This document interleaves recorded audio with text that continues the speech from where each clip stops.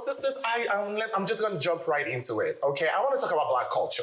I know everything we've been talking so far is like Black culture, Black culture. I want to talk about it more when it comes to cultural appropriation. Like we talk about fashion, we talk about pop music or whatever. It was looked down upon, but yet still very borrowed. But now, even when you look at social media and everything now, a lot of people have more access to that. They have access to our culture.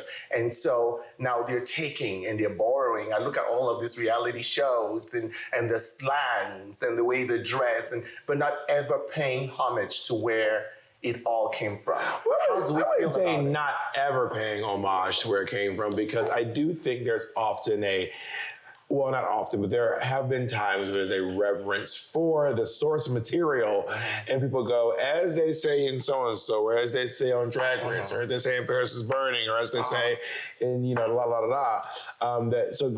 I will say that it is not uncommon for people to, go on TV and yes, queen, and tongue pop, and and all that stuff without citing the source material. Yeah. I just feel like there's such a long-rooted history in appropriation from Black culture. Like, for instance, like when I go to the Metropolitan Museum and I see things that they've taken from Africa, I see things that they've taken from Nubia, and then you go and you and then you go and you look at these pillars, and then there's this white man, Samuel something 1800, going and saying, I'm putting my ownership on something that was never mine to begin with. And then they go, I discovered it. So then it gives me this ownership, like I can take it and it can be mine. And I feel like it's that entitlement that is one thing that we really need to discuss. Like there is a way, I feel, to very much so appreciate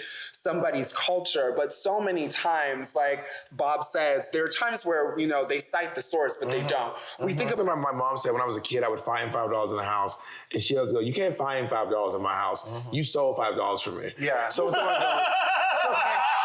goes, I found this. Like you didn't discover this.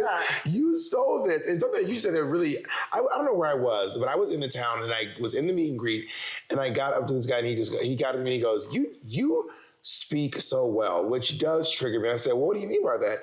He goes, you're like English, you speak English so well. And I said, well, it is my first and only